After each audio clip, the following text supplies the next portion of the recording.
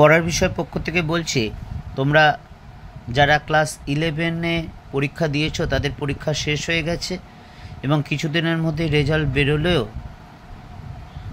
তোমরা আশা করি সবাই পড়াশোনা শুরু করে দিয়েছো বা শুরু করবে।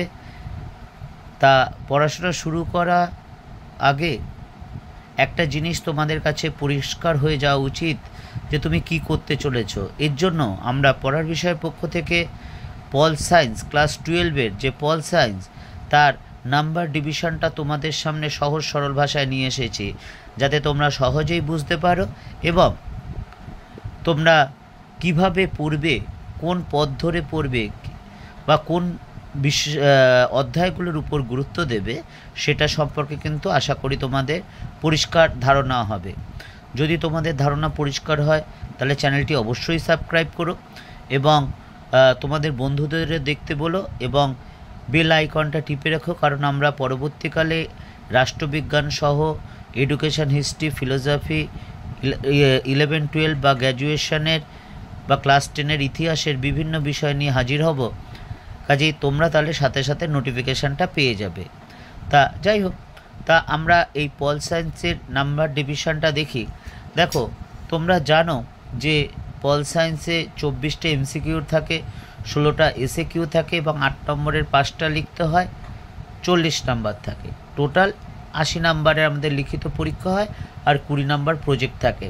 এটা তোমাদের ক্লাস 11-এও যা ছিল যেরকম আছে, 12-এও তাই আছে। তা যাই হোক, দেখো প্রথম অধ্যায় আন্তর্জাতিক সম্পর্ক। দেখ এখানে কোনো এমসিকিউ নেই, এসএকিউ নেই, 8 নম্বরের একটা কোশ্চেন আছে। তবে 8 নম্বরের যে একটা কোশ্চেন থাকবে এর সাথে অরও থাকতে পারে, কিন্তু তবে যদি অর থাকে তাহলে কিন্তু এই প্রথম চ্যাপ্টার অর্থাৎ আন্তর্জাতিক সম্পর্ক থেকেই থাকবে। পরিষ্কার? তাহলে আমার 8 নম্বর এই প্রথম অধ্যায় থেকে, অর্থাৎ এই প্রথম অধ্যায় থেকে শুধু আমি 8 নম্বরের প্রশ্ন পড়ব, কোনো অবজেক্টিভ পড়ব না। আর এই 8 নম্বরটা ডাইরেক্ট নাও 8 হতে পারে, 4+4 বা 3+5 বা 2+6ও কিন্তু আসতে পারে। এবার দ্বিতীয় চ্যাপ্টার দেখো, দ্বিতীয় বিশ্বযুদ্ধের পরবর্তী পর্বের আন্তর্জাতিক সম্পর্ক। এটা দেখো 3টে এমসিকিউ থাকবে, 3টে এসে থাকবে, 8 নম্বরে কোনো কিচ্ছু প্রশ্ন থাকবে না, অর্থাৎ টোটাল দেখো 6 আছে। তৃতীয় অধ্যায় দেখো বিদেশ নীতি, 3টে এমসিকিউ, 3টে এসএকিউ, টোটাল 6 মার্কস। চতুর্থ অধ্যায় সম্মিলিত জাতিপুঞ্জ, দেখো 4টে এমসিকিউ, 4টে এসএকিউ, টোটাল 8 মার্কস। পঞ্চম অধ্যায় দেখো প্রধান কয়েকটি রাজনৈতিক মতাদর্শ, এখানে মার্কস আছে, গান্ধী আছে, উদারনীতিবাদ আছে। যাই হোক, এইখানে কোনো এমসিকিউ থাকবে না, এসএকিউ থাকবে না, 8 নম্বরের একটা থাকবে। আবার একই কথা, এর সাথে যদি অর থাকে তা এই পঞ্চম অধ্যায় থেকেই থাকবে, অর্থাৎ টোটাল 8 মার্কস। তাহলে আমরা প্রথম 5টা অধ্যায় কি দেখলাম? প্রথম 5টে অধ্যায় এটাই বুঝলাম যে দেখো প্রথম অধ্যায় 8 নম্বর একটা আছে, আর পঞ্চম অধ্যায় কয়েকটি প্রধান রাজনৈতিক মতাদর্শ 8 নম্বরের একটি আছে।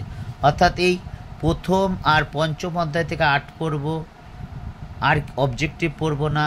আর দ্বিতীয় অধ্যায় বা তৃতীয় বা চতুর্থ অধ্যায় থেকে শুধু অবজেক্টিভ করব, বড় কিছু পড়ব না। ঠিক আছে? এবার ষষ্ঠ অধ্যায়টা দেখো, সরকারের বিভিন্ন বিভাগ। এটা 6 নম্বরের একটা এমসিকিউ থাকবে, 2 নম্বরের এসএকিউ থাকবে, 8 নম্বর, অথবা 8 নম্বরের একটি থাকবে। এই চ্যাপ্টার থেকে লাস্ট এসেছিল 8 নম্বর 19 সালে, তারপর কিন্তু এই চ্যাপ্টার থেকে 8 নম্বরের আসেনি। সপ্তম অধ্যায় দেখো ভারতের শাসন বিভাগ, এখানে 2টো এমসিকিউ, 2টো এসএকিউ, 8 নম্বরের একটা, টোটাল 12 নম্বর। অষ্টম অধ্যায় দেখো ভারতের আইন বিভাগ, এমসিকিউ 2টো, এসএকিউ কিচ্ছু নেই, 8 নম্বরের একটি, টোটাল মার্কস 10 নম্বর। নবম অধ্যায় দেখো যে 6 নম্বরের এমসিকিউ বা 2টো এসএকিউ, 8 নম্বর অথবা 8 নম্বরের একটি। তবে এই চ্যাপ্টারটা থেকেই প্রথমত 8 নাম্বার আসে, তুলনামূলকভাবে বেশি দেখা গেছে, অর্থাৎ টোটাল 8। এবং লাস্টের চ্যাপ্টার স্থানীয় স্বায়ত্তশাসন, এটা দেখো যে 4টে এমসিকিউ, 2টো এসএকিউ এবং কোনো কিছু থাকবে না 8 মার্কসের, অর্থাৎ শুধু অবজেক্টিভ থাকবে এই চ্যাপ্টার থেকে, টোটাল মার্কস 6। তাহলে আমরা দেখছি যে অবজেক্টিভগুলো অর্থাৎ এমসিকিউর এই লাইনটা, এই যে এমসিকিউ এই লাইনটা যোগ করলে দেখো টোটাল 24টা হচ্ছে। দেখো 4, 6 4 10, 12, 14, 20।